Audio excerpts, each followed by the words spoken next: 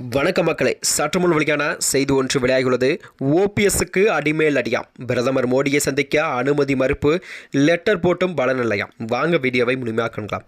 அதாவது சென்னை இன்று தமிழகம் வருவோம் பிரதமர் நரேந்திர மோடியை சந்திக்க அனுமதி கேட்ட முன்னாள் முதல்வருமான பன்னீர்செல்வம் அவர்கள் பெயர் பட்டியலிலே இடம்பெறவில்லை என தகவல் வெளியாகியுள்ளதா. அதாவது தூத்துக்குடி விமான நிலையத்தில் இன்று வருகை தரும் பிரதமர் நரேந்திர மோடி, எல் முருகன், நைனா நாகேந்திரன், அண்ணாமலை, தமிழிசை சவுந்தரராஜன் உள்ளிட்டோரும் அவரை வரவேற்றனராம். அதனைத் தொடர்ந்து 2026 சட்டசபை தேர்தலில் திமுக, அதிமுக, தவிக, நாம் தமிழர் கட்சி என 4 முனை போட்டியாக நிலவும் வகையில் இது எதிர்பார்க்கப்படுகிறது. இந்த சூழலில் பன்னீர்செல்வம் அவர்கள் என்ன செய்வதென்றே என்ற கேள்விக்கு எழுந்துள்ளது.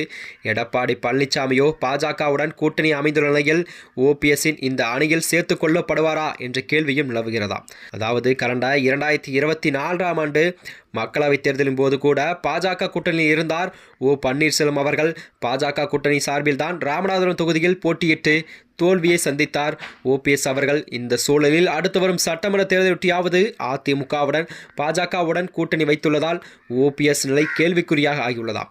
பன்னீர்செல்வத்திற்கு அதிமுகவில் இடமில்லை என்று எடப்பாடி பழனிசாமி அவர்கள் திட்டவட்டமாகவும் பலமுறை கூறிவிட்டாராம். அது மட்டுமின்றி எந்த நிபந்தனையும் இன்றி அதிமுகவில் இணைந்துவிட செயல்பட நாங்கள் தயாராக இருக்கிறோம் என்று பன்னீர்செல்வம் செய்தியாளர்களிடம் கூறினார். அதைத் தொடர்ந்துதான் பன்னீர்செல்வம் கூறி வருகிறார், தனக்கு பதவிகள் வேண்டாம், தன்னை நம்பியிருப்பவர்களுக்கு ஏதாவது கண்டிப்பாக நான் செய்ய வேண்டும் என்ற டிமாண்டையும் வைத்துள்ளாராம்.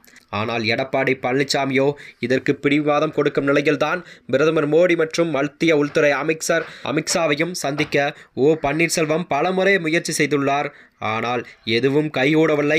இந்நிலையில்தான் பிரதமர் தூத்துக்குடி வருகையொட்டி கூட அதில் கடிதம் ஒன்றை பிரதமர் மோடிக்கு பன்னீர்செல்வம் எழுதியிருந்தார். அதில் எனது தொகுதியுடன் தொடர்புடைய மதுரை போடிநாயக்கனூர் ரயில் பாதையின் மின்மயாக்கல் உள்ளிட்ட பல்வேறு முக்கிய திட்டங்களை தொடங்கி வைக்க நீங்கள் தூத்துக்குடி வருவதாக அறிந்தேன்.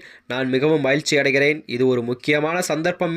இந்த சூழலில்தான் தூத்துக்குடி விமான நிலையத்தில் உங்களை வரவேற்கவும் வழி அனுப்பவும் எனக்கு அனுமதி கிடைத்தால் அது ஒரு தனி மரியாதையாக இருக்கும் என்றும் பாக்கியமாக இருக்கும் என்றும் அவர் அந்த லெட்டரில் தெரிவித்திருந்தாராம்.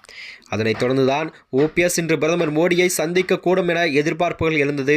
இந்நிலையில்தான் இன்று தமிழகம் வரும் பிரதமர் மோடியை சந்திக்க அனுமதி கேட்ட பன்னீர்செல்வம் பெயர் பட்டியலிலே இடம்பெறவில்லை என தகவல் வெளியாகியுள்ளதாம்.